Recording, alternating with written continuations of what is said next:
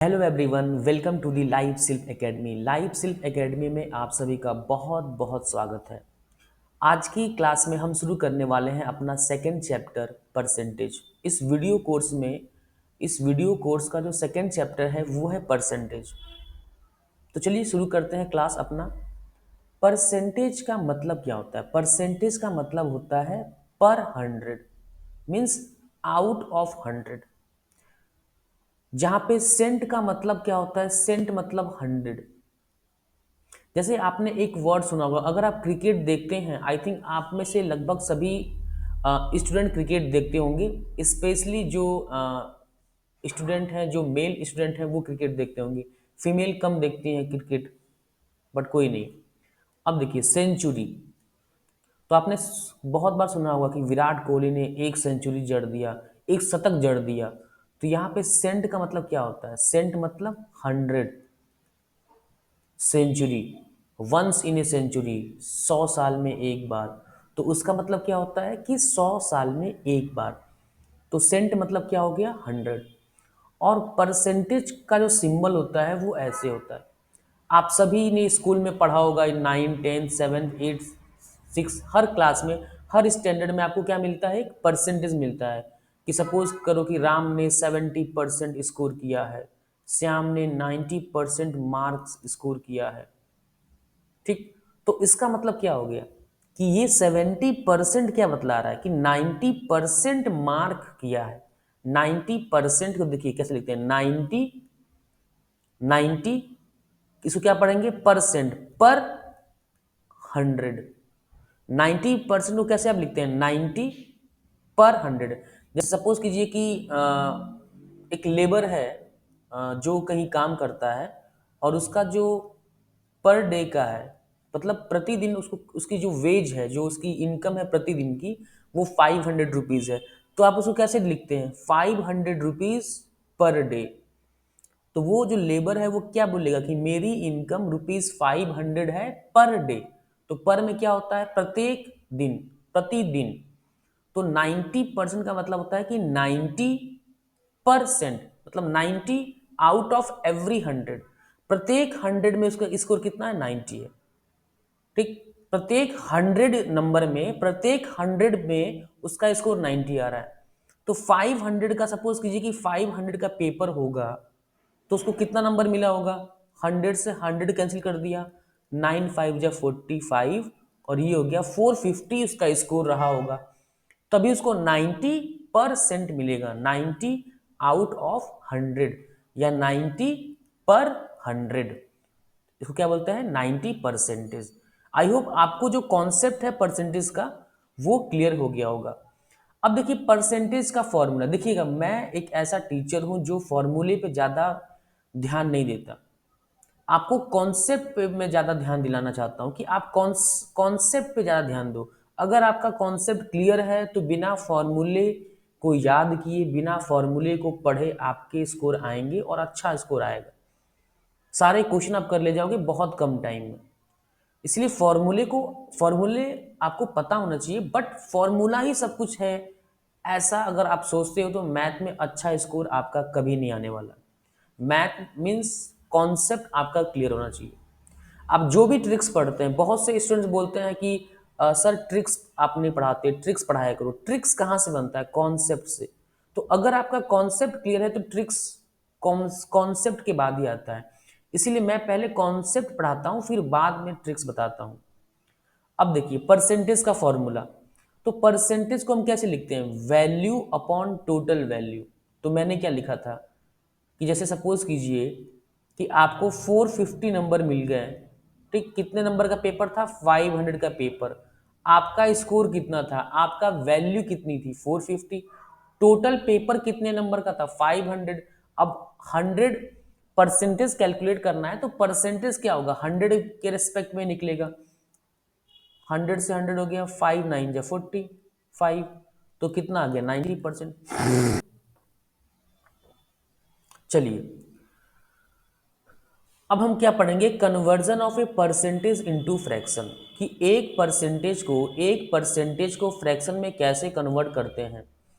तो यहाँ पे देखिए, जैसे कि मैं कहता हूँ आपको कि 3/5 क्या है, एक फ्रैक्शन है।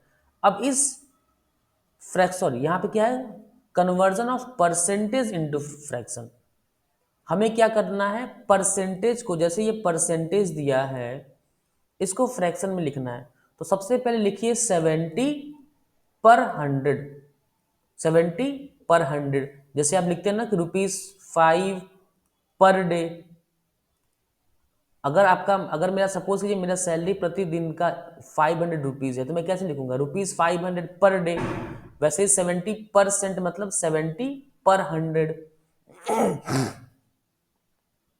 इसको आप सॉल्व करोगे तो फ्रैक्शन में कितना आएगा, 7/10। लीजिए, मैंने कन्वर्ट कर दिया एक फ्रैक्शन को किसमें, एक परसेंटेज को मैंने फ्रैक्शन में कन्वर्ट कर दिया। अब आप बोलोगे सर अगर डेसिमल में आ जाए परसेंटेज, जैसे ये है, तो आप कैसे कैलकुलेट करोगे, तो कोई दिक्कत नहीं है। 25.5/100 लिखिए। अब इस डेसिमल को रिमूव करने के लिए ऊपर 10 से मल्टीप्लाई कीजिए न्यूमरेटर में, और डिनोमिनेटर में भी 10 से मल्टीप्लाई कर दीजिए। तो ऊपर कितना आएगा, 255/1000। 5 5 और 5 2 10, तो ये कितना आ जाएगा, 51/200। फ्रैक्शन आ गया।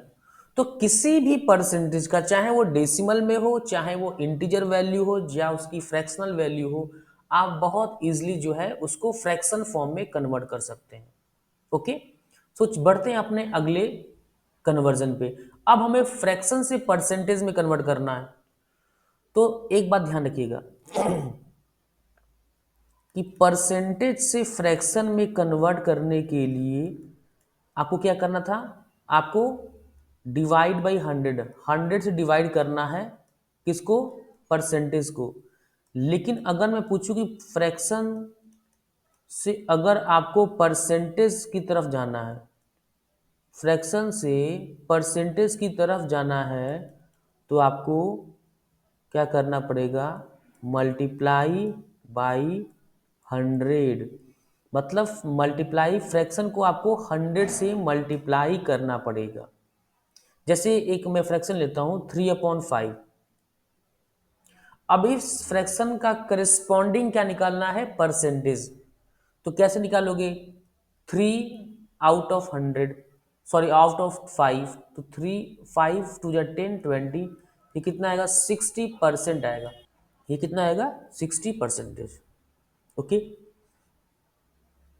ठीक। Conversion of a decimal to percentage.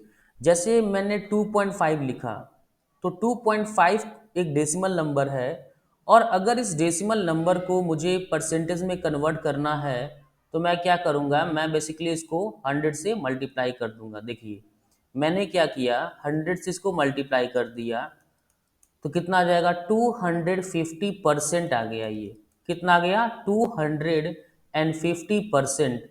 तो आपको एक बात ध्यान रखना है कि अगर आप एक डेसिमल को परसेंटेज में कन्वर्ट कर रहे हैं, तो आपको 100 से सिंपली उस डेसिमल नंबर को आपको सिंपली 100 से मल्टीप्लाई करना है। ओके, सो अब हम पढ़ने वाले हैं, कन्वर्जन टेबल पढ़ने वाले हैं परसेंटेज से फ्रैक्शन में एंड वाइस वर्सा, मतलब फ्रैक्शन टू परसेंटेज। ये जो हम कन्वर्जन टेबल पढ़ने वाले हैं माय डियर स्टूडेंट, ये बहुत ही इंपॉर्टेंट कन्वर्जन टेबल होने वाला है। ये सिर्फ परसेंटेज चैप्टर के लिए इंपॉर्टेंट नहीं है, ये आपका simple interest, compound interest, profit and loss, ये सभी चैप्टर में बहुत ज़्यादा इसकी इंपॉर्टेंस है। तो मैं कहूँगा, आपसे रिक्वेस्ट करूँगा कि ये सारे जो टेबल बना हुआ है, ये टेबल आपको बिल्कुल टिप्स पे याद होना चाहिए। 1 का क्या मतलब है, 1 is equal to 100%, 1 is equal to 100%। ठीक, कैसे, मैंने क्या बताया कि फ्रैक्शन को अगर आपको परसेंटेज में कन्वर्ट करना है, तो सिंपली 100 से मल्टीप्लाई कर दीजिए, कितना हो जाएगा, 100%। या 100% को हम कैसे लिखते हैं, 100%, सेंट मतलब 100, 100% सेंट मतलब 100, तो ये कितना आ जाएगा, 1। सिमिलरली 1/2 इक्वल टू 50% है, तो 50% को कैसे लिखते हैं, 50/100, ये कितना आएगा 1/2। तो ऐसे ही जब आप इन सभी percentage to fraction and fraction to percentage को सॉल्व करोगे तो ये चीज प्रूव हो जाएगा। जैसे 1 को मैंने लिख दिया 100% के बराबर होता है, 1/2 आपका 50% के बराबर होता है, 1/3 आपका 33.33% के बराबर होता है, और 1/4 आपका 25% के बराबर होता है, 1/5 20%, 1/6 16.66%, 1/7 14.28%, 1/8 12.5%, 1/9 11.11%, 1/10 आपका 10%, 1/11 9.09%, 1/12 8.33%, 1/13 7.69%, 1/14 7.14%, ओके, 1/15 6.66%। देखिए 1/15 हो गया, इसको हम कैसे ले सकते हैं, 1/15% को अगर मुझे फ्रैक्शन में लिखना हो, 1/15 को अगर मुझे परसेंटेज में कन्वर्ट करना है लेकिन फ्रैक्शन में लिखना है तो मैं इसको ऐसे लिखूंगा। और 2/3 क्या होता है, 6.2/3 को हम क्या लिखते हैं, 0.66%। सिमिलरली 1/16 इज इक्वल टू 6.25%, 1/17 आपका 5.88%, 1/18 आपका 5.55%, 1/19 आपका 5.2826%, और 1/20 आपका 5% क्या आएगा, हो जाएगा। ओके, सो आपको ये सब चीजें, ये सारा फ्रैक्शन टू परसेंटेज याद रखना है। ओके, मैं बार बार बोल रहा हूं, ये बहुत इंपॉर्टेंट है। So please remember this fraction to percentage and vice versa. सो अब हम कुछ क्वेश्चंस करने वाले हैं। अभी तक हमने जो भी पढ़ा, फ्रैक्शन से परसेंटेज में कन्वर्जन, या स्टैंडर्ड परसेंटेज टू फ्रैक्शन, या फ्रैक्शन टू परसेंटेज, जैसे ये क्या है, ये जो टेबल था conversion of percentage into fraction, तो ये स्टैंडर्ड है, स्टैंडर्ड फ्रैक्शन है। ठीक, अगर ये टेबल आपने याद कर लिया तो आप देखना कि जो अभी मैं कुछ क्वेश्चंस कराऊंगा, जो बिना इस टेबल के याद किए बगैर अगर आप सॉल्व करोगे तो बहुत ज़्यादा आपको टाइम लगेगा। लेकिन अगर ये आपने टेबल याद कर लिया और उसके बाद अगर आपने सॉल्व किया उन क्वेश्चंस को, तो हार्डली 10 to 15 सेकेंड में आपका आंसर आ जाएगा। देखिए, find the value of 25% of 450, 25% of 450। सबसे पहले ऑफ का मतलब होता क्या है कि 25% किसका, 450 का। इसका मतलब 25% किसका, 450 का।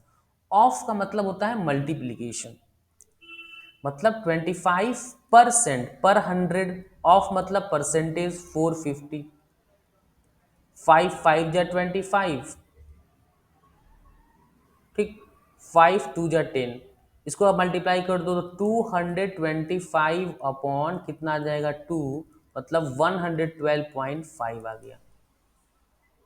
ठीक, देखिए 37.5% ऑफ 440, अगर जिसको टेबल याद नहीं होगा वो क्या करेगा, वो बेसिकली क्या करेगा, वो करेगा, अच्छा 37.5% ऑफ 440 है, तो मैं क्या करता हूं, इसको 37.5 अपॉन 100 इंटू 440, और जैसे उसने ये लिखा उसका क्वेश्चन बहुत लेंदी हो जाएगा। मैं क्या करूँगा, अच्छा 37.5%, मैं 37.5% को ऐसे भी तो लिख सकता हूँ, 12.5% इंटू 3 ऑफ 440, तो 12.5% इंटू 3 ऑफ 450, 12.5% एक स्टैंडर्ड परसेंट होता है जिसकी फ्रैक्शनल वैल्यू 1/3 1/8 होता है, और 3 से मल्टीप्लाई कर दूंगा तो 3/8, और मुझे क्या निकालना है, 440 का निकालना है। 8 5 जा 40, 8 5 जा 40, ये कितना आ जाएगा 165, आपका आंसर आ गया। तो आपने देखा स्टूडेंट कि मैंने ये जो मुझे कन्वर्जन याद था टेबल का, कि मुझे ये याद था कि 12.5% की जो फ्रैक्शनल वैल्यू होती है वो तो 1/8 होती है। तो मैंने इस क्वेश्चन को कितना जल्दी सॉल्व कर लिया। आपके सामने मैं क्या कर रहा हूं, मैं आपके सामने एक लाइव एग्जाम्पल पेश करके आपको बता रहा हूं कि देखिए कि क्वेश्चंस को इतने जल्दी सॉल्व किया जा सकता है। अब देखिए ये क्वेश्चन है 83.33% ऑफ 480। इसको मैं क्या करूंगा, लिख दूंगा 100 माइनस 16.66% ऑफ 480। अब बताइए क्या गलती है इसमें। जब आप 100% माइनस 16.66% करेंगे तो आपको मिलेगा 83.33%। मुझे पता है 100% और 16.6% की फ्रैक्शनल वैल्यू भी पता है मुझे। 100% मतलब 1, 16.66% मतलब 1/6 ऑफ 480। ये कितना आ जाएगा 5/6 इंटू 480। 6 8 जा 40, ये कितना हो जाएगा 400। आपका क्या आ गया आंसर आ गया। तो आपने देखा कि आप क्वेश्चन को कितना जल्दी कितना इजीली सॉल्व कर ले रहे हैं। सिर्फ वो स्टैंडर्ड टेबल अगर आपको याद है, fraction to percentage and vice versa. अब देखिए find the value of 45.45% of 230। तो मैं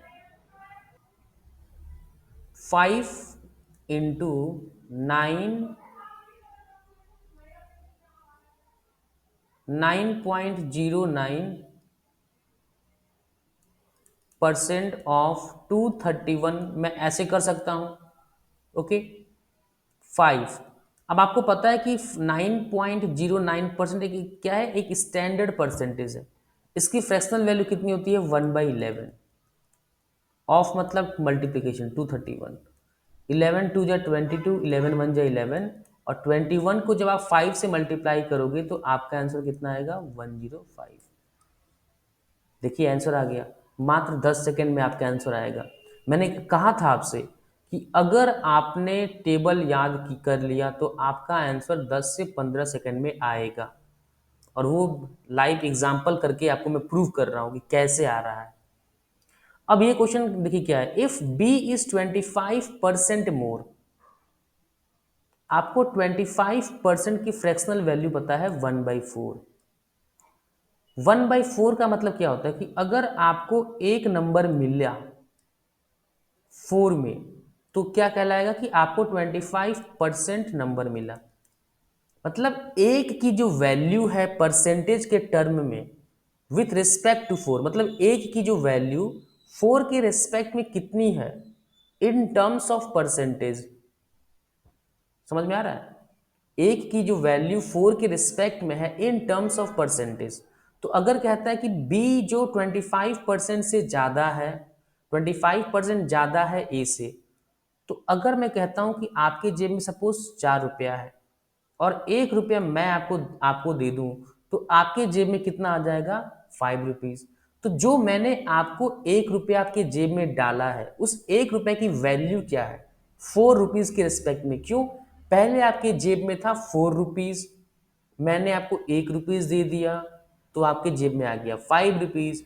तो जो मैंने पैसा 1 रुपया दिया है उसकी वैल्यू कितनी है, जो आपके जेब में पहले से 4 रुपया पड़ा हुआ था उसके रिस्पेक्ट में आप बोलोगे सर 25%।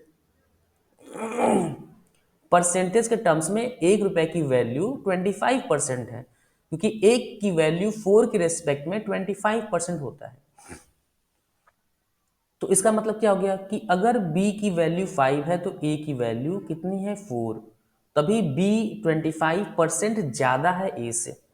लेकिन यहां कह रहा है भाई b की वैल्यू 360 है, तो क्या करना है, इसको 360 बना दीजिए b की वैल्यू को 72 से मल्टीप्लाई करके। लेकिन अगर आपने b की वैल्यू को 72 से मल्टीप्लाई किया है तो आपको a की वैल्यू को भी 72 से मल्टीप्लाई करना पड़ेगा। तो 4 2 जा 8, 7 4 जा 28। मतलब अगर a की वैल्यू 288 है और बी की वैल्यू जो है वो 25% ज़्यादा है ए से, तो इसका मतलब बी की वैल्यू कितनी हो जाएगी 360 और ए की वैल्यू जो मुझे फाइंड करना है वो कितना है 288। तो इसका आंसर आ गया 288। मैं आपको समझा रहा हूं कॉन्सेप्ट, इसलिए टाइम लग रहा है इस क्वेश्चन को करने में, अदरवाइज 10 से 15 second is more than sufficient for this question. इस क्वेश्चन को करने के लिए 10 से 15 सेकेंड मोर देन सफिशियंट है। ओके, हेलो एवरीवन, चलिए हम सॉल्व करते हैं अपना next question. If A's salaries is 42.84% less than B salary, then find the A's salary if B salary is 3500 rupees. मतलब सबसे पहले इस टाइप के क्वेश्चन में करना क्या होता है, 42.84% की जो वैल्यू है उसको फ्रैक्शन में कन्वर्ट करना होता है। अगर मैं 42.84% को मैं ऐसे लिख सकता हूँ 3 × 14.28%। और आप सबको पता है कि 14.28% की जो फ्रैक्शनल में वैल्यू होती है वो कितनी होती है 1/7। तो बेसिकली 42.847% जो होता है वो 3/7 के बराबर होता है। तो अगर मैं कहूं कि बी की जो सैलरी है, ए की जो सैलरी है वो बी से कितनी कम है 42.84%। तो अगर बी की सैलरी 7 रुपीज़ है तो ए की 4 होगी, कितनी कम होगी 3। और इस 3 रुपीज़ की जो वैल्यू है, 3 की जो वैल्यू है 7 के रिस्पेक्ट में, उसको अगर मैं परसेंटेज में कन्वर्ट करूं तो कितना आएगा 42.84%। लेकिन क्वेश्चन में कहा जा रहा है कि बी की सैलरी कितनी है 3500 रुपीज़। तो दोनों साइड आपको ₹500 से मल्टीप्लाई करना होगा। उसके बाद कितना आ जाएगा ए का सैलरी ₹2000। देखिए आपने क्वेश्चन कितना जल्दी सॉल्व कर लिया, with in 10 to 15 second. Similar same वही क्वेश्चन है, वैसे ही कॉन्सेप्ट वही कर रहा है। एक अनिल का सैलरी क्या है, रामा से कितना कम है 20%। 20% मतलब होता है 1/5। तो 5 से 1 यूनिट सब्ट्रैक्ट कर दो आप तो क्या आ जाएगा अनिल का सैलरी। लेकिन कह रहा है कि by what percent is Rama salary more than Anil. अब रामा की जो सैलरी है वो अनिल से कितना ज्यादा है, तो अनिल का सैलरी 4 है, रामा का 5 है, 1 यूनिट ज्यादा है। तो 1 यूनिट ज्यादा है किसके किसके रिस्पेक्ट में निकालना है, अनिल के रिस्पेक्ट में निकालना है। तो 1 यूनिट ज्यादा है किससे, अनिल से। और 1/4 की जो वैल्यू होती है परसेंटेज में वो कितनी होती है 25%। अब आपको ऐसा निकालना नहीं है कि 1/4 इंटू 100 इक्वल टू 25%, ऐसे कैलकुलेट नहीं करना है, बहुत टाइम लगेगा। आपको पता होना चाहिए कि अगर ये फ्रैक्शन है तो इसकी परसेंटेज में वैल्यू क्या होगी एंड वाइस वर्सा। चलिए, if the price of sugar is increased by 18.18%, सबसे पहले 18.18% को फ्रैक्शन में कन्वर्ट कीजिए, क्या आएगा 2 × 9.09%। मैं इसको लिख सकता हूँ 2 × 1/11। क्यों, 1/11 की जो परसेंटेज में वैल्यू होती है 9.09%, तो ये कितना हो जाएगा 2/11। Okay, so a person purchase the sugar without increase in its expenditure, so by what percent should he decrease his consumption। सबसे पहले आपको ना कंजम्पशन का कॉन्सेप्ट पता होना चाहिए। कंजम्पशन का क्या होता है कॉन्सेप्ट, कंजम्पशन आपका होता है price of commodity, price of commodity into, sorry consumption करने ये एक्सपेंडिचर का होगा, गलत लिख दिया मैंने, expenditure into quantity of commodity, into quantity of commodity, जिसको हम बोलते हैं कंजम्पशन, क्वांटिटी ऑफ कमोडिटी, और इसी को हम कंजम्पशन बोलते हैं।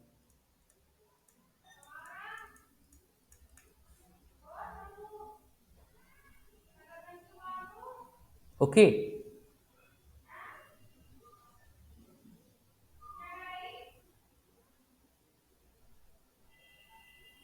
ठीक, तो ये हमारा क्या आ गया फॉर्मूला। ओके, अब देखिए हमें निकालना क्या है, हमें पता है कि प्राइस ऑफ शुगर जो है, शुगर की जो प्राइस है वो कितनी हो रही है, शुगर की प्राइस कैसे कितनी हो रही है 9 से 11 हो रही है। क्यों, क्योंकि 2 यूनिट क्या हो रहा है इंक्रीज हो रहा है 11 के रिस्पेक्ट में। ओके, अब देखिए ये क्या आ गया, प्राइस ऑफ शुगर आ गया। अब कंजम्पशन कह रहा है, अब क्या कह रहा है कि a person purchase the sugar without increase in its expenditure, मतलब जो एक्सपेंडिचर की जो रेशियो होगी ना वो 1:, क्या होगा, 1:1। तो कंजम्पशन को किस रेशियो में लिखना होगा, 11:9 रिवर्स रेशियो में।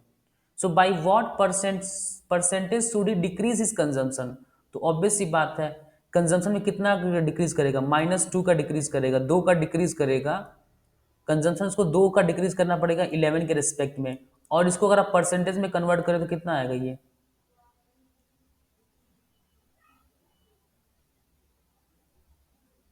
अगर price of sugar, sorry sorry गलती मैंने हमने कुछ गलती कर दिया, अगर प्राइस ऑफ शुगर 11 से यहाँ 13 होगा, ये 11 से ये ना 13 होगा, तो ये कितना हो जाएगा, ये आपका 13 से 11 हो जाएगा, क्योंकि 11 पे 2 का इंक्रीज हो रहा है ना। मतलब अगर 11 मेरा क्या है, अगर 11 मेरा इनिशियल प्राइस है शुगर का, तो 2 यूनिट क्या हो रहा है उस पर ऐड हो जा रहा है, तो 13 हो गया। अब इसमें देखिए क्या है, आपका आएगा 2 यूनिट का डिक्रीज करना पड़ेगा कंजम्पशन में, और किसके रिस्पेक्ट में, 13 के रिस्पेक्ट में। तो यहाँ देखिए 2/13 की कुछ वैल्यू कितनी होती है, हमें पता है कि 13 की जो वैल्यू होती है परसेंटेज में 1/13 की 7.69%, इसको 2 से मल्टीप्लाई कर दीजिए, कितना आएगा, 18 का 1, 13 का 1, 15.38%। तो मैंने करेक्ट टू 2 डेसिमल प्लेस इसकी क्या निकाल दिया, वैल्यू निकाल दिया। तो by what percentage should he decrease his consumption, तो उसका कंजम्पशन 15.38% से क्या हो जाएगा, डिक्रीज हो जाएगा। ओके, चलिए अगला क्वेश्चन करते हैं। Due to 50% increase in the price of rice, Anmol purchase 5 kg less rice with same amount.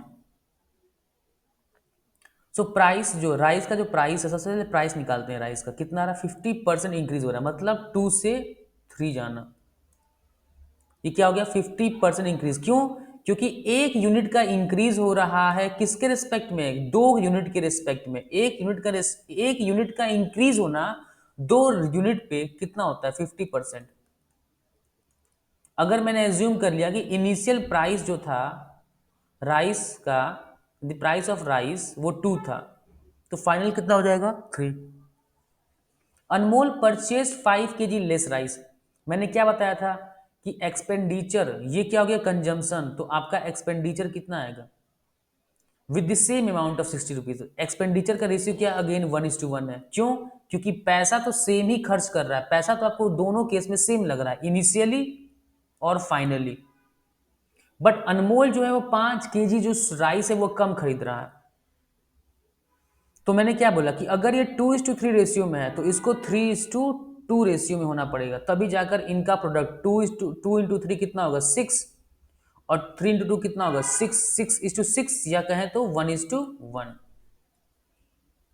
तो अब क्या कह रहा है कि 5 kg जो राइस है वो कम खरीद रहा है, तो ऑब्वियस सी बात है, आपको पता है, सॉरी आपको पता है कि कंजम्पशन में क्या हो रहा है कि 1 यूनिट कम हो रहा है, इनिशियल से फाइनल जाने पे 1 यूनिट का कंजम्पशन कम हो रहा है, और उस 1 यूनिट का जो वैल्यू है वो 5 kg के बराबर है। तो अब पूछ रहा है what is the new price of the rice. सबसे पहले क्या है कि अब वो कितना केजी राइस खरीद रहा है, 2 यूनिट मतलब 10 kg, 10 kg वो राइस खरीद रहा है। पहले 3 यूनिट था, 3 × 5 मतलब 15 kg राइस खरीद रहा था, पहले 15 kg राइस खरीद रहा था, अब 10 kg राइस खरीद रहा है। और हमें पता है कि कॉस्ट, उसके पास पैसे कितने हैं, 60 रुपए, 60 रुपीज, तो 60/10 कर दीजिए, इसे कितना आएगा पर केजी, 6 रुपीज पर केजी, आपका क्या आ जाएगा, आंसर। तो आप देखिए कितना क्वेश्चन इजी है। अगर आप ऐसे नहीं, आपको अगर आता है सॉल्व करने, अगर आप किसी और मेथड से सॉल्व करते हैं तो आपको बहुत ज़्यादा आपका टाइम वेस्ट हो जाएगा। ओके, और हमें अपना टाइम सेव करना है। यहाँ देखिए, the length of A plot is decrease by 33.33%, मतलब 3 से कितना हो गया, 2। क्यों, 33.33% की जो अगर फ्रैक्शन में कन्वर्ट करोगे तो 1/3 आएगा, तो 1 यूनिट क्या हो गया, कम हो गया, मतलब 33% आपका क्या हो गया, decrease. So by how much percent the width of the plot will be increase, हमें पता है कि प्लॉट का जो विड्थ है, मतलब हमें बात यहाँ क्या करें, so that the area remains constant, area constant है, और एरिया में पता है एल इंटू बी होता है, एरिया कितना होता है एल इंटू बी, ये कांस्टेंट है। So by how much percent the width of the plot increase होगा। तो अगर मैं कह रहा हूं कि आपका एरिया दोनों में सेम है, तो अगर 3:2 से डिक्रीज हो रहा है तो इसको 2:3 से इंक्रीज होना पड़ेगा, 2 से 3 होना पड़ेगा, तभी 3:6 एरिया आ गया इनिशियली, और फाइनल एरिया 2:3 6, कितना आएगा 1 से 1, मतलब कोई चेंज नहीं हो रहा है। तो कितना इंक्रीज हो रहा है, 1 यूनिट का इंक्रीज हो रहा है किस पे, 2 पे, मतलब 50% क्या होगा आपको, 50% जो है वो आपको विड्थ इंक्रीज करना पड़ेगा। अगर आप एक प्लॉट का लेंथ 33.33% से कम कर रहे हैं, तो आपको अगर एरिया सेम रखना है तो विड्थ को 50% से बढ़ाना पड़ेगा। सक्सेसिव परसेंटेज चेंज क्या होता है, देखिए चलिए एक एग्जांपल से आपको मैं सक्सेसिव परसेंटेज चेंज का कॉन्सेप्ट सिखाता हूं। फॉर एग्जांपल मान लीजिए कि मेरे पास 100 रुपीज है, ठीक, मैंने क्या कर दिया कि अगर मुझे मान लीजिए कि इस 100 को 30% से इंक्रीज करना है, तो मैं इस वैल्यू को जो 100 रुपीज है, अगर मैंने 30% इसमें इंक्रीज कर दिया, तो जो मुझे नेक्स्ट वैल्यू मिलेगा वो 100 जो है वो 100 इंक्रीज होके 130 वैल्यू हो जाएगी। और सपोज कीजिए मैंने क्या कर दिया, अब इस बढ़े हुए वैल्यू पे, आपको पता है कि आपका ओरिजिनल वैल्यू आपके जेब में था 100 रुपीज, लेकिन मैंने क्या कर दिया, आपके जेब में जो वैल्यू था उस पर 30% इंक्रीज कर दिया उस वैल्यू को, तो अब आपके जेब में आ गया 130 रुपीज। अब मैंने क्या किया, वापस से जो आपने के जेब में पैसा 130 हो गया था, उसमें मैंने क्या कर दिया, 20% का इंक्रीज कर दिया। अब आपको पता होना चाहिए कि 130 का अगर आप 20% निकालोगे तो ये 26 आता है, और ये 30 हो गया। तो अब जो आपकी वैल्यू आएगी आफ्टर 2 सक्सेसिव परसेंटेज चेंज, वो कितना हो गया, फाइनल वैल्यू आपका आ गया 156। तो आपने देखा कि जो आपका ओरिजिनल वैल्यू था और जो आपका फाइनल वैल्यू था, अगर उसमें मैं इंक्रीज देखूं तो इंक्रीज 56 रुपीज का हुआ है। तो इसको जो अभी मैंने जो आपके सामने किया कि पहले 30% ओरिजिनल वैल्यू को मैंने 30% से इंक्रीज करके 130 लाया, और नेक्स्ट जब जो मेरा वैल्यू इंक्रीज्ड वैल्यू जो बढ़ा हुआ वैल्यू है, उस पे मैंने क्या कर दिया, 20% उस पे इंक्रीज कर दिया। इस बढ़े हुए वैल्यू पे मैंने 20% कैलकुलेट कर दिया और ऐड कर दिया, तो मेरा वैल्यू कितना आ गया, 156। तो सक्सेसिव परसेंटेज चेंज का मतलब होता है कि आपने जिस वैल्यू पे एक परसेंटेज लगाया इंक्रीज या डिक्रीज, और जो आपकी वैल्यू आई फाइनल, उस फाइनल वैल्यू पे आपको अगला परसेंटेज चेंज अप्लाई करना है, न कि ओरिजिनल वैल्यू पे। ये आपका ओरिजिनल वैल्यू है। तो सक्सेसिव परसेंटेज चेंज हम फाइनल वैल्यू पे लगाते हैं, न कि ओरिजिनल वैल्यू पे। अब ये 20% मैंने 130 पे कैलकुलेट किया है, न कि 100 पे। सपोज कीजिए अगर सपोज कीजिए इस ये काम करने की बजाय अगर मैं कुछ और करूं, ठीक, अब देखिए अब मैं क्या कर रहा हूं। अब मैंने क्या किया, 100 रुपीज था मेरे पास, मैंने इसमें पहले इंक्रीज कर दिया इसको 30% से, तो ये वैल्यू हो गई 130 रुपीज। ठीक, मैंने फिर क्या कर दिया, इसी वैल्यू पे मैंने 20% इंक्रीज कर दिया, और इसकी वैल्यू हो गई 120। ठीक, यहां पे इंक्रीज कितने का हो गया, 30 रुपीज का। यहां पे इंक्रीज कितने का हो गया, 20 रुपीज का। तो अगर मैं आपसे कहता हूं कि टोटल इंक्रीज कितना हुआ, कितना मनी ऐड हो गया, यहां भी पहले 30% लगाया है फिर 20% कैलकुलेट किया है, तो आप बोलोगे सर 50 रुपीज का इंक्रीज हुआ है टोटल वैल्यू में, लेकिन यहां 56 हुआ है, 50 हुआ है, और पिछली बार में सक्सेसिव परसेंटेज चेंज अभी जो हमने देखा उसमें 56 का ज्यादा इंक्रीज हुआ है। तो ये जो 6 रुपीज का इंक्रीज हुआ है, वो 6 रुपीज़ का इंक्रीज क्यों हुआ है? क्योंकि हम वहां पे सक्सेसिव परसेंटेज चेंज में बढ़े हुए वैल्यू पे इंटरेस्ट लगा रहे थे, लेकिन यहाँ पे हमने जो भी इंटरेस्ट कैलकुलेट किया है वो ओरिजिनल वैल्यू पे कैलकुलेट किया है। चाहे आपका 30% हो, 20% हो, ये दोनों परसेंटेज हमने चेंज 100 के रिस्पेक्ट में कैलकुलेट किया है।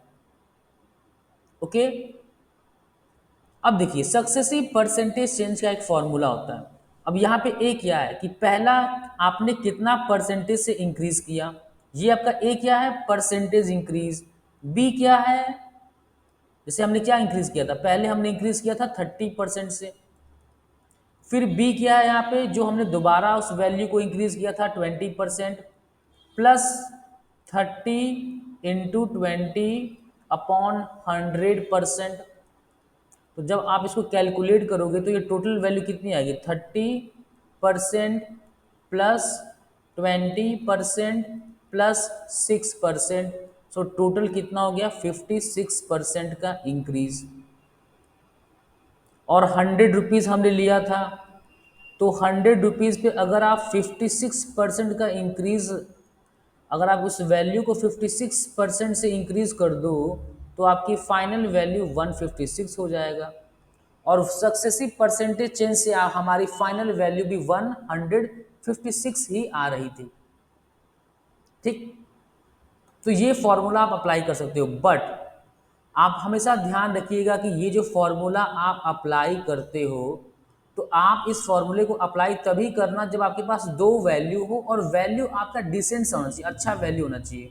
जैसे हम 30% है, 20% है, तो इन वैल्यूज को हम बहुत ईजिली ऐड कर सकते हैं, लेकिन अगर इनकी वैल्यूज इतनी डिसेंट सी ना हो, अगर मान ली मैंने दे दिया कि 22.22% है, ठीक, प्लस 18.18% है, ओके, तो आपको दिख रहा है कि ये वैल्यू उतनी अच्छी नहीं है, तो इसमें आपको करना क्या है, आपको जो नॉर्मल तरीका हमने बताया है सक्सेसिव परसेंटेज चेंज का, उसके थ्रू जाना होगा आपको। ये फॉर्मूला उतना हेल्पफुल नहीं होगा, क्यों? क्योंकि इस फॉर्मूले से अगर आप सॉल्व करोगे तो आपका कैलकुलेशन बहुत गंदा सा आएगा, और कैलकुलेशन मिस्टेक होने के चांसेस बहुत ही ज़्यादा है। तो आई वुड रिकमेंड कि ये मेथड तब मत यूज़ कीजिएगा। सो इस फॉर्मूले का यूज़ आपको बहुत सोच समझ के करना है, सब जगह नहीं करना है। देखिए टैबुलर मेथड होता है, सक्सेसिव परसेंटेज चेंज को हम टेबुलर मेथड से सॉल्व कर सकते हैं। ये सक्सेसिव परसेंटेज चेंज को ना सबसे बेहतरीन तरीका है। जैसे अभी हमने एक आपको बताया था कि 100 रुपीज़ लिया था, और इस 100 रुपीज़ को हमने पहले इंक्रीज किया था 30% से, फिर हमने इसको इंक्रीज किया था 20% से सक्सेसिव, तो हमारा फाइनल वैल्यू आ रहा था 156। उसी एग्जाम्पल के थ्रू मैं आपको बताऊंगा कि टैबुलर मेथड हमारा सबसे बेहतरीन तरीका क्यों क्यों है। अगर हमें कभी भी सक्सेसिव परसेंटेज चेंज का क्वेश्चन सॉल्व करना है तो टैबुलर मेथड हमारा सबसे बेहतरीन मेथड में क्यों काउंट होता है। अब देखिए टेबुलर मेथड मतलब एक टेबल बनता है, 30% को अगर मैं कहूँ तो क्या होता है, अगर मैं कहूँ कि आपको 30% का रेशियो में लिखना है, मतलब फ्रैक्शन में, तो 30/100 लिखेंगे हम, जीरो से जीरो कैंसिल हो गया। मतलब अगर आपके जेब में 10 रुपीज़ है, इसको मैं 3/10 लिख सकता हूँ। आपके जेब में अगर 10 रुपीज़ है और मैंने आपको 3 रुपीज़ दे दिया, तो इसका मतलब क्या हो गया कि मैंने आपको 30% मनी दे दिया। मतलब 10 के रिस्पेक्ट में 3 की वैल्यू क्या है, 30%। अगर मैं पूछूं 10 के रिस्पेक्ट में 3 की क्या वैल्यू है, और वो वैल्यू आपको बताना है परसेंटेज के टर्म में, तो आप बोलोगे सर सिंपली 30%। मतलब 10 रुपीज़ आपके पास है और मैं उसमें 3 का इंक्रीज कर दूं तो कितना हो जाएगा, 13 हो जाएगा। मतलब 30% का इंक्रीज। सिमिलरली 20% को कैसे लिखते हैं हम, 20% को हम लिखते हैं 1/5। अगर परसेंटेज चैप्टर में अगर आपको ये कन्वर्जन याद नहीं है, fraction to percentage and vice versa, तो आपको बहुत प्रॉब्लम आएगी। और मैंने आपको उस क्लास में बताया भी था, कि आपको बाय हार्ट करना है, बिल्कुल आपको याद रखना है अच्छे से। ठीक, अब देखिए 5 से 6, मतलब अगर आपको 20% का इंक्रीज क्या होता है, अगर मैं 5 के रिस्पेक्ट में 1 ऐड कर दूं, 5 के रिस्पेक्ट में 1 की जो वैल्यू होती है, 5 के रिस्पेक्ट में 1 की जो वैल्यू होती है वो 20% के बराबर होता है। मतलब 1 इज इक्वल टू 20% ऑफ 5। तो 5 में 1 का इंक्रीज हो गया, मतलब 6 हो गया। आपको करना क्या है कि इन दोनों को आपस में मल्टीप्लाई कर दीजिए, 10 5 जा 50, और इनको आपस में मल्टीप्लाई कर दीजिए, 13 6 जा 78। अगर मैं इसको 2 से मल्टीप्लाई कर दूं तो ये हो जाएगा 100, तो मुझे भी इसको 2 से मल्टीप्लाई करने पड़ेगा, ये हो जाएगा 156। आपने देखा कि जो 100 रुपीज़ था वो डायरेक्ट आपका 156 के बराबर आ गया, और यहाँ पे भी वही है, 100 जो है वो इंक्रीज होके 156 बन जाएगा। आई होप आपको समझ में आ गया होगा। अब लेकिन आप में से ना कुछ बच्चों को डाउट आएगा कि सर आपने इसको इन दोनों को मल्टीप्लाई कर दिया और इनको भी मल्टीप्लाई कर दिया, तो आपने ऐसा क्यों किया, और आपने ये कैसे एज्यूम कर लिया कि ये आपका इनिशियल वैल्यू था, मतलब ये आपका इनिशियल वैल्यू था इन दोनों का मल्टीप्लिकेशन, और इन दोनों का मल्टीप्लिकेशन जो था वो फाइनल वैल्यू आएगा। मैं इस चीज़ को प्रूव करना चाहता हूँ। कैसे? मैथमेटिक्स में हर चीज़ का प्रूफ होता है, तो कोशिश कीजिए कि आप रट्टा ना मारिए, उस प्रूफ को समझिए क्यों होता है। मैंने क्या कहा कि पहले 30% का इंक्रीज, फिर 20% का इंक्रीज, 100 से 156 हो जाएगा, यही हम समझ रहे थे। अब देखिए, मतलब 10 से कितना हो गया, 13 हो गया। ठीक, 10 से कितना हो गया, 13 हो गया। अब मैंने क्या कर दिया कि इस 13, एक्चुअली क्या हो गया कि जो वैल्यू 10 से 13 हो गया, या इसको मैं करता हूँ 100 से, मैं क्या कर देता हूँ, इसको बनाता हूँ 130। ठीक, तो ये 130 से अगर मैं क्या करूँ, एक्चुअली होता क्या है कि पहले 30% ओरिजिनल वैल्यू पे आपका लगेगा, फिर जो वैल्यू फाइनल वैल्यू आएगी पहले 30% लगने के बाद, अब आपका जो 20% का इंक्रीज होगा ना, इस 130 पे आपका लगेगा, मतलब यहाँ पे आपका 20% इंक्रीज होगा। तो 130 का 20% होता है 26, तो ये हो जाएगा 156। ठीक, अब देखिए, अब मैंने आपसे क्या कहा था कि ये जो 130 था ये 130 हो गया। ठीक, लेकिन मेरा जो रेशियो था वो 10 से 13, और फिर 5 से कितना था, 6 था। अब मैंने इसको क्या कर दिया, वापस ये जीरो से ये जीरो कैंसिल कर दिया। ठीक, अब मुझे इस जीरो से कैंसिल करने के लिए क्या करना होगा, मैंने 13 को यहाँ से ये जीरो कैंसिल कर दिया, तो यहाँ से ये 15.6 बन जाएगा, ये हो जाएगा 15.6 हो जाएगा। ठीक, तो एक्चुअली क्या करना है कि इस केस देखिए, इसमें हो क्या रहा है, इसमें आपको पता है कि ये जो वैल्यू है और ये वैल्यू आपस में इक्वल होना चाहिए। क्यों? क्योंकि आपका जो 10 से 13 हुआ है, आपका जो वैल्यू 10 से इंक्रीज होकर 13 हुआ है, उसी वैल्यू, उसी 13 पे ये 20% लग रहा है। ये 20% जो इंक्रीज है इस बढ़े हुए वैल्यू 13 पे लग रहा है, लेकिन हम यहाँ पे 5 पे लगा रहे हैं। इसका मतलब यहाँ पे क्या है कि ये वैल्यू इक्वल होगा, इक्वल होगा तो यहाँ पे मुझे 13 से मल्टीप्लाई करना होगा, यहाँ भी मुझे 13 से मल्टीप्लाई करना होगा, और यहाँ पे अगर मैंने 5 से मल्टीप्लाई किया तो इस 10 को भी मुझे 5 से मल्टीप्लाई करना होगा, तो 50। अब देखिए, सॉरी 50 नहीं, ये वैल्यू कितना हो जाएगा 50, और ये वैल्यू कितना हो जाएगा आपका 13 6 जा 78 हो जाएगा, और ये वैल्यू क्या हो जाएगा, ये बीच का वैल्यू था, ये इनिशियल था, ये फाइनल था, और ये बीच का वैल्यू था, मतलब ये इनिशियली था 100, और ये बीच का जो वैल्यू है ये 30% इंक्रीज होने के बाद, ये बीच वाला वैल्यू है, ये x मान लूँगा मैं, तो ये x लिखा हुआ है, लेकिन हमें x से कोई लेना देना है नहीं, क्योंकि हम तो इनिशियल वैल्यू और फाइनल वैल्यू देख रहे हैं। तो ये इनिशियल वैल्यू है और ये हमारा 6 इंटू 1378 हमारा फाइनल वैल्यू है। ओके, अगर x पूछता तो हम इस वैल्यू को भी क्या करते हैं, निकाल लेते हैं, बहुत इजीली निकलता है, बस इनको आपस में इक्वल करना है। ओके, अब हम कुछ क्वेश्चन सॉल्व करेंगे। जैसे ये रहा कि एक नंबर है, मुझे नहीं पता, पहले इसको मैंने 10% से इंक्रीज कर दिया, 10 से 11 कर दिया, and it is further increase by 20%, मतलब 10 से पहले 11 हो गया, अभी जो 11 हो गया ना, इसको 20% से फर्दर इंक्रीज कर दिया गया, मतलब 5 से 6,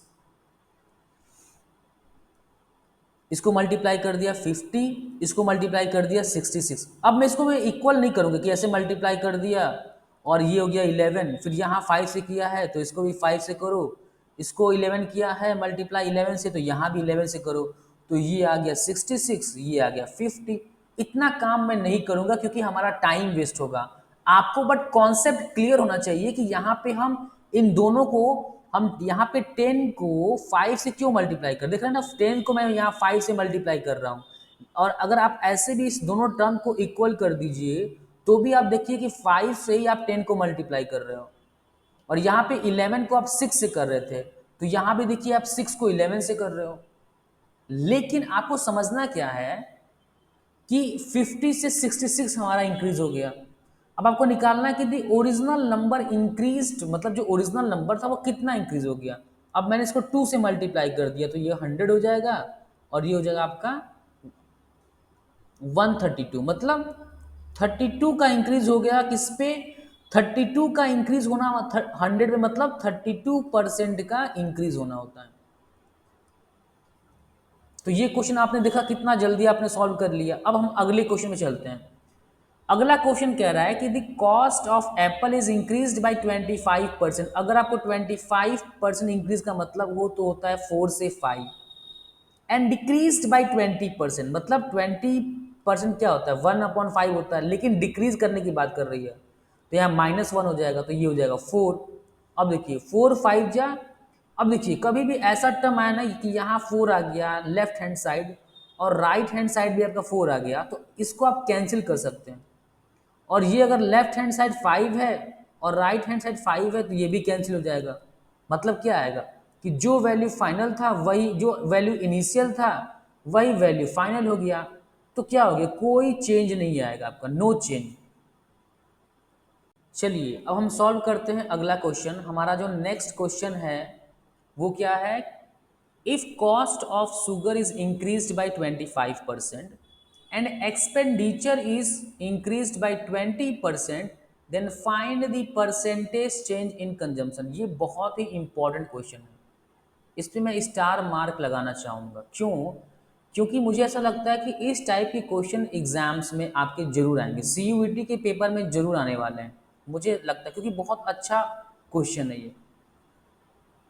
और इस क्वेश्चन को करने से पहले आपको कुछ कॉन्सेप्ट पता होना चाहिए। क्या? यहाँ पे 3 टर्म दिया हुआ है, क्या कि cost of sugar, expenditure and consumption, ये 3 चीज पे ध्यान देना है। अब देखिए एक्सपेंडिचर क्या होता है। एक्सपेंडिचर मतलब होता है कि आप कोई किसी प्रोडक्ट पे आप कितना खर्च करते हैं। जैसे इस क्वेश्चन में शुगर की बात हो रही है, चीनी की बात हो रही है, ठीक। सपोज कीजिए कि आपकी जो एक्सपेंडिचर है शुगर पे वो है प्रति महीने 1000 है, ठीक। तो एक्सपेंडिचर किस पे डिपेंड करता है, अगर आपकी चीनी के लिए आपका जो बजट है महीने का 1000 रुपीज़ है, तो सबसे पहले तो कॉस्ट प्राइस पे डिपेंड करेगा, कॉस्ट ऑफ शुगर पे डिपेंड करता है वो, कि आप कितना शुगर कंज्यूम करते हो। अगर आपका ये एक्सपेंडिचर है तो आप शुगर कितना कंज्यूम करोगे, वो शुगर के प्राइस पे डिपेंड करेगा, कॉस्ट प्राइस पे, या कॉस्ट प्राइस पे डिपेंड करेगा। इनटू, इनटू क्या, इनटू कंजम्पशन, की आप कितना कंज्यूम कर रहे हो। अगर मैं कहता हूँ कि एक्सपेंडिचर की मैं बात करता हूँ तो वो कंजम्पशन पे डिपेंड करता है। कंजम्पशन पे जैसे ही देखिए एक्सपेंडिचर आपका 1000 है, ठीक। सपोज कीजिए कि नवंबर के महीने में मैंने मेरा जो एक्सपेंडिचर है शुगर पे 1000 रुपीज़ का है और कॉस्ट प्राइस है 50 पर केजी है। तो इस हिसाब से मैं अगर निकालूं कि कंजम्पशन, अगर मैं पूछूं कि कंजम्पशन कितना है मेरा नवंबर मंथ का, तो आप क्या बताओगे कंजम्पशन ऑफ नवंबर? तो आप क्या बताओगे 1000 अपॉन रुपीज़ 50 केजी, 50 रुपीज़ पर केजी। तो इससे कितना आएगा 50 20 और आपका आएगा 20 केजी। मतलब नवंबर के मंथ में आपने 20 केजी शुगर कंज्यूम किया।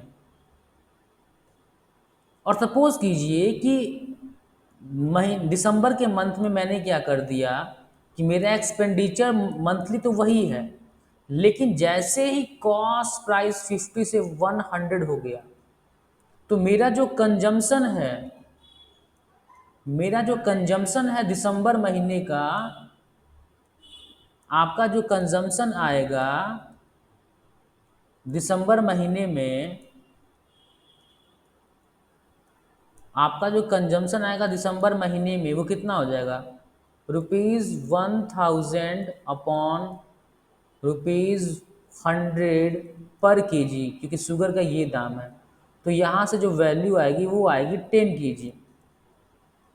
तो आपने देखा कि जैसे ही प्राइस जो है शुगर का वो इंक्रीज हुआ, वैसे ही कंजम्पशन क्या हो जाएगा डिक्रीज। क्यों?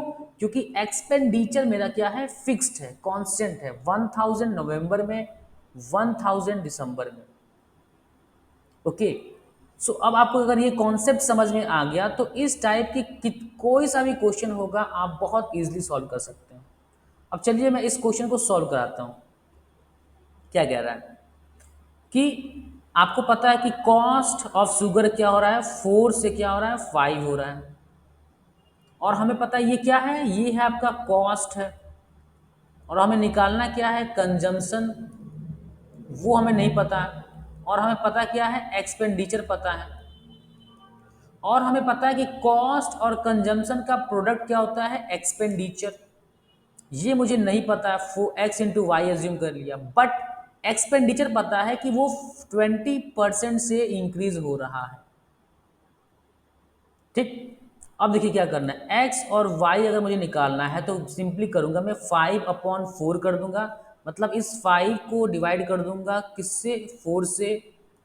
सिमिलरली इस 6 को मैं डिवाइड कर दूंगा किससे 5 से। अब क्या कीजिए क्रॉस मल्टीप्लाई कर दीजिए, मतलब 25 से क्या हो गया 24, मतलब ये आपका x से y आएगा। तो आपको पता है कि 25 में कितने का डिक्रीज हो गया 1 का, तो 1 का डिक्रीज 25 पे कितना कहलाएगा परसेंटेज के टर्म में 4%। क्या हो रहा है 4% आपका कंजम्पशन डिक्रीज हो रहा है। आपका कंजम्पशन आप 4% कम चीनी कंज्यूम कर रहे हो। क्यों कंज्यूम कर रहे हो कम चीनी? क्योंकि चीनी का रेट जो है वो 25% से बढ़ चुका है। The value of a car depreciates every year by 10%। कह रहा है कि क्वेश्चन में क्या क्या है, क्वेश्चन को पहले ध्यान से पढ़ना है आपको। कह रहा है कि क्वेश्चन में क्या कह रहा है कि जो कार की वैल्यू है वो 10% से एवरी ईयर क्या हो रही है डिप्रिसिएट हो रही है। What will be it's value after 3 years? 3 साल बाद उस कार की वैल्यू क्या होगी? तो अगर एक साल उसने उसमें 10% का क्या आ गया डिक्रीज, अगले साल भी 10% से क्या हो रही है वैल्यू डेप्रिसिएट, फिर उसके अगले साल भी 10% से वैल्यू क्या हो रही है डेप्रिसिएट। सो देखिए यहाँ पे ये जो वैल्यू आएगी ना ये इनिशियल वैल्यू आएगी, इनिशियल वैल्यू और ये final value, V I initial value V final value, और ये कितना हो गया आपका 729। तो अगर आज के रेट में मतलब प्रेजेंट वैल्यू अगर किसी कार की 1000 रुपीज है तो उस कार की वैल्यू आफ्टर 3 ईयर्स कितनी हो जाएगी 729 रुपीज रह जाएगी। लेकिन क्वेश्चन में कह रहा है कि जो कार की प्रेजेंट वैल्यू है वो है 6,25,000। तो मुझे यहाँ पे ₹625 से मल्टीप्लाई करना पड़ेगा, सो दैट, क्यों? क्योंकि मुझे मेरी कार की प्रेजेंट वैल्यू 6,25,000 है। तो 1000 से अगर मैं 625 को मल्टीप्लाई करूंगा, तभी तो यहाँ पे 6,25,000 आएगा। अब मुझे आप ये बताइए कि क्या मुझे इसे पूरा कैलकुलेट करना चाहिए? तो सबसे पहले मैं देखूंगा ऑप्शंस। अगर ऑप्शंस, चारों ऑप्शंस के जो यूनिट प्लेस है वो अलग अलग हैं, जैसे इस क्वेश्चन में है, तो मुझे बिल्कुल भी जरूरत नहीं है इसको कैलकुलेट करने का। मैं डायरेक्ट इसका इन दोनों को मल्टीप्लाई करके मैं सिर्फ इनका यूनिट प्लेस निकाल लेता हूँ। इन दो नंबर को मल्टीप्लाई करने के बाद जो भी नंबर आएगा उसका जो यूनिट प्लेस होगा वो 5 होगा। और चारों ऑप्शन में सिर्फ एक ऑप्शन में यूनिट प्लेस 5 आ रहा है, इसका मतलब B will be its correct option. चलिए हम सॉल्व करते हैं अपना अगला question. In an election, election में राम और श्याम ने पार्टिसिपेट किया था। 20% voters didn't vote, okay, and 12.5% votes। Question को ध्यान से पढ़िए, क्या कह रहा है कि इन an election Ram and Shyam participated, 20% voters didn't vote and 12.5% voters. मतलब अगर 100% वोटर हैं, 100 वोटर्स हैं, उस 100% वोटर में से 20% वोटर ने वोट नहीं दिया है, ठीक। बाकी के 80% जो वोटर्स हैं उन्होंने वोट दिया है। 12.5% वोट्स डिक्लेयर्ड इनवैलिड। अब जिन्होंने जिन्होंने वोट दिया है उसमें से क्या कर रहा है कि 12.5% किसका, 12.5% ऑफ 80%। मतलब इस 80% का 12.5%, आपको पता है 12.5 की जो फ्रैक्शनल वैल्यू होती है वो होती है 1/8। तो 1/8 जो होगा 80% का मतलब 10%। सो इस 80% का जो 10% वोट्स है वो क्या है, इनवैलिड है, okay. And Ram get 65% of the valid vote. अब यहाँ पे जो आ गया आपका 70% वोट, वो क्या है, वैलिड वोट है। अब इस 70% का कितना, 65.65%। तो 65/100 इंटू 70%, 70 हो गया। 7 5 जो 35 का 3, 7 6 जा 42, 45, मतलब 45.5% वोट, ठीक। तो बाकी का जो रिमेनिंग कितना बच गया, 24.5% वोट, ओके। अब क्या कह रहा है कि एंड वॉन बाय 6300 वोट। तो इन दोनों का डिफरेंस कितना है, आई थिंक 20%। तो अगर 20% वोट की वैल्यू 6300 है, इनका डिफरेंस कितना है 20%, और ये जीत रहा है 6300 वोट से, मतलब जिसने 45.5% वोट लाया है। अब ये 45.5% वोट किसका है, टोटल वोट्स के रिस्पेक्ट में, ठीक। तो ये जिसको इसने हराया है उससे वो 20% वोट जो है वो ज्यादा ला रहा है। और यहाँ पे 20% वोट मतलब टोटल वोट का 20%। तो अगर 20% कितना है 6300, तो 100% वोट कितना हो गया, 5 से मल्टीप्लाई कर दीजिए, 5 3 जा 15, 6 5 जा 30, 31। तो आपका जो टोटल वोट है, तो टोटल वोटर्स जो है लिस्ट में वो कितने होंगे, 31,500, ओके। ये काफी अच्छा क्वेश्चन था, इसको स्टार मार्क लगाइएगा, बहुत इंपॉर्टेंट क्वेश्चन है। और ऐसे क्वेश्चन सीयूईटी के पेपर में आने का बहुत ही ज्यादा चांसेस है, ओके। और आपसे मैं एक चीज और रिक्वेस्ट करना चाहूंगा, क्या, कि जो मैं क्वेश्चन कराता हूं सबसे पहले वीडियोस को पॉज किया कीजिए।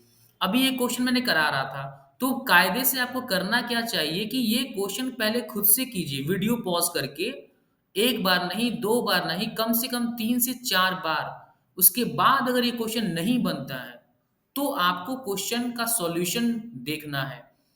और 4 बार अगर आपने ट्राई किया तो ये नहीं कि 2-2 मिनट ट्राई कर दिया, टोटल 8 मिनट दिए आपने, सर 4 अटेम्प्ट सर ने कहा था 4 अटेम्प्ट हो गया मेरे 8 मिनट में, अब मैं सॉल्यूशन देख लेता हूँ, नहीं। 4 अटेम्प्ट मतलब 4 अटेम्प्ट अच्छे से। हो सकता है कि इस क्वेश्चन को करने में आपके वो 4 बार करने में आपको 1 घंटा भी लग जाए। तो कायदे से अच्छे से अटेम्प्ट करना है, 3 से 4 बार। उसके बाद अगर नहीं बने तो ही आपको वीडियो में सॉल्यूशन देखना है। अगर आप ऐसे मैथ्स को पढ़ोगे तो आप मैथ्स क्वांट में बहुत ही अच्छा स्कोर करोगे। अब आइए हमारे अगले चैप्टर पे, अगले टॉपिक पे। हमारा परसेंटेज में जो अगला टॉपिक है वो क्या है? Income, expenditure and saving. So आपको पता होगा, नहीं पता है तो मैं यहां बता देता हूं। इनकम जो होता है वो एक्सपेंडिचर प्लस सेविंग के सम के बराबर होता है। आप जो इनकम अर्न करते हैं, आप क्या करते होंगे? आप उस इनकम का कुछ हिस्सा आप क्या करते हैं होंगे? खर्च करते होंगे, स्पेंड करते होंगे, और कुछ पैसा फ्यूचर में अपने फ्यूचर के लिए सेव करते होंगे। ठीक। तो क्या होता है इनकम? जो आपने खर्चा किया प्लस जो आपने सेविंग किया बैंक में या कहीं इन्वेस्ट कर दिया, जो भी किया, सेविंग किया, जो उसका मेन पर्पस था सेविंग करना। आपने जो सेविंग किया, ओके। अब इस पे हम क्वेश्चन सॉल्व करते हैं इनकम, एक्सपेंडिचर एंड सेविंग के बेस पे। Okay. The ratio of income to expenditure, the ratio of income to expenditure is 5:2। तो इनकम क्या होता है? एक्सपेंडिचर प्लस सेविंग होता है। तो अगर इनकम 5 है, अगर ये इनका इनकम देखिए, अगर इनकम टू एक्सपेंडिचर रेशियो 5:2 है, तो अगर मैं इनकम को 5x ले लूं तो मेरा एक्सपेंडिचर कितना हो जाएगा? 2x। तो सेविंग कितना होगा? 3x। अब कह रहा है what percentage of his saving is his, what percentage of his income is his saving. मतलब उसके इनकम का कितना परसेंट सेविंग है। इनकम कितना है? 5 है। इनकम के रिस्पेक्ट में सेविंग का परसेंटेज पूछ रहा है। 3/5 की वैल्यू जो होती है परसेंटेज में वो होती है 60%। और आपका आंसर क्या आ गया? 60%। आपका आंसर आ गया बी ऑप्शन। ओके। सो आपको समझ में आ गया कि हमें इनकम, एक्सपेंडिचर और सेविंग पे कोई क्वेश्चन आए तो उसे कैसे हमें सॉल्व करना है। और आपको मैंने ये भी दिखाया कि कैसे हमने 10 से 15 सेकंड में ही इस क्वेश्चन को सॉल्व कर दिया। सुधा सेव्स 15% ऑफ हर इनकम। सुधा जो है वो इनकम का 15% सेव करती है। इनकम सपोज कर ली मैंने 100 माना, तो उसने 15% सेव कर लिया। और 85% क्या उसका expenditure. If her expenditure increases by 20%, तो 85 का जो 20% होता है वो 17 होता है। इसमें ऐड कर दीजिए 102 हो जाएगा।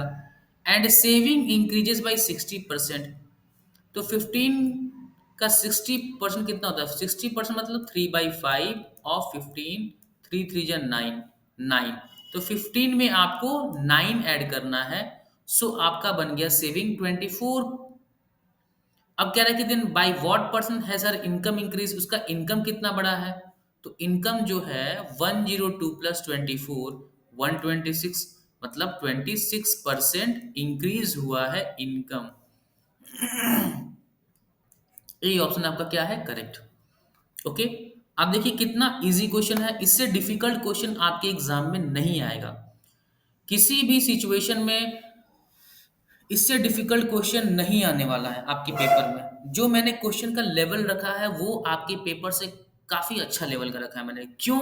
क्योंकि आपको जब आप एग्जामिनेशन में बैठोगे तो आपकी कॉन्फिडेंस लेवल गजब की होगी, क्योंकि आपने उससे अच्छे क्वेश्चन किए हैं। आप क्वेश्चन देखते ही आपको पेपर बहुत इजी लगेगा। आपके दोस्तों को या दूसरे स्टूडेंट्स को जिन्होंने इतने अच्छे लेवल का क्वेश्चन नहीं किया है, उन्हें ये पेपर डिफिकल्ट लगेगा, बट आपके लिए पेपर बहुत इजी लगेगा। आप अपनी लेवल को इतनी हाई रख दीजिए कि क्वेश्चन और एग्जामिनेशन का लेवल आपके सामने बहुत छोटा हो जाए। तो ही आप जितने भी टॉपर से देखिए, तो टॉपर में क्या होता है, वो क्या करते हैं कि उनका खुद का लेवल इतना अच्छा कर लेते हैं अपने लेवल को, अपने जिस जिस लेवल की क्वेश्चन को प्रैक्टिस करते हैं, वो एग्जाम से काफी अच्छे लेवल का होता है। सो दैट कि एग्जाम कभी डिफिकल्ट भी आ जाए, तो उनको तभी भी वो पेपर इजी लगे, क्योंकि उन्होंने उस लेवल की प्रैक्टिस और हार्डवर्क किया है। चलिए, सो अगला क्वेश्चन क्या है कि मोनिका है जिन्होंने 72% जो है अपने इनकम का वो क्या कर दिया है, स्पेंड कर दिया। ओके, 72 स्पेंड कर दिया, तो सेविंग कितना हो गया, 28। ठीक। If her income increases by 20%, तो अगर इनकम 20% से इंक्रीज होके 120 हो जाए, and saving increases by 15%, saving कितना हो जाए, 15%। सबसे पहले 15% को फ्रैक्शन में लिखते हैं 3/20, और 28 से मल्टीप्लाई। 2 10 जा 20, 2 14 जा 28, 4.2 क्या आ गया, इसमें 4.2 ऐड कर दो आप, तो 32.2 हो गया। अब इसके करस्पॉन्डिंग जो इसका एक्सपेंडिचर है वो कितना हो जाएगा, 120 माइनस 32 कितना होता है, 120 माइनस 32.2। या आप ये चीज छोड़ दो, ये देखो, ये कैलकुलेशन भी मत करो। 20 इसमें इंक्रीज हुआ, 24, देखिए एक बात देखिए, 20 इनकम में इंक्रीज हुआ और सेविंग में इंक्रीज 4.2 हुआ, तो बाकी का जो 15.8 का जो इंक्रीज हुआ है, बाकी का जो 15.8 का इंक्रीज हुआ है वो किस में हुआ होगा, इनकम में हुआ होगा। देखिए, ये भी एक तरीका है कि अगर मुझे पता है सेविंग में कितना इंक्रीज हुआ है, इनकम में कितना इंक्रीज हुआ है, तो इनकम माइनस सेविंग जब हम करेंगे तो 15.8 आएगा। तो 15.8 जो इंक्रीमेंट हुआ है वो किसकी वजह से हुआ है, वो एक्स इनकम में 15.8% की जो इंक्रीमेंट हुआ है वो एक्सपेंडिचर में इंक्रीज होने की वजह से हुआ है।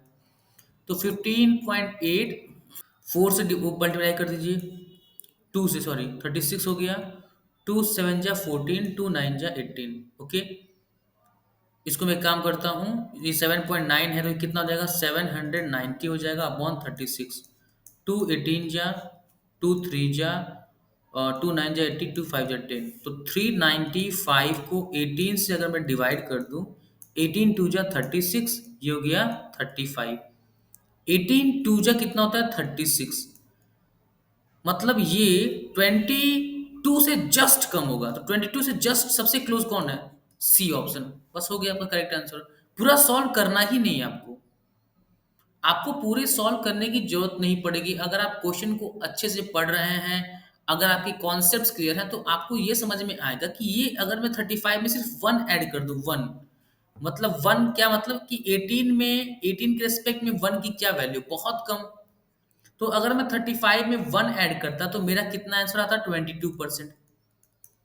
ठीक। लेकिन क्या है, 35 है यहाँ पे, मतलब वन की जो वैल्यू है, 1/18 की जो वैल्यू है, 22% माइनस 1/18 की वैल्यू निकालना है परसेंटेज टर्म में, जो कि बहुत कम आएगा।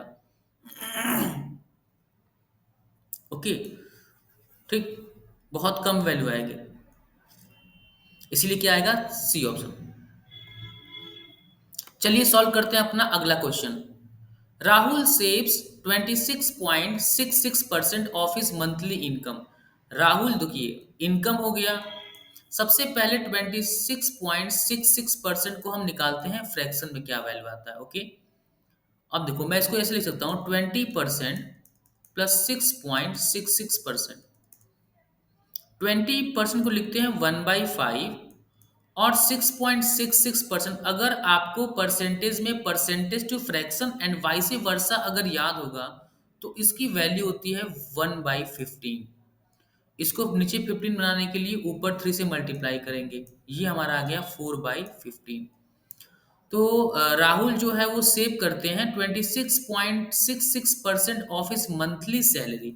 तो अगर मंथली सैलरी 15 रुपीज है सपोज कीजिए, तो राहुल जो है 4 रुपीज सेव कर रहे हैं। क्या, सेविंग 4 की हो रही है, और एक्सपेंडिचर कितनी है इनकी, 11।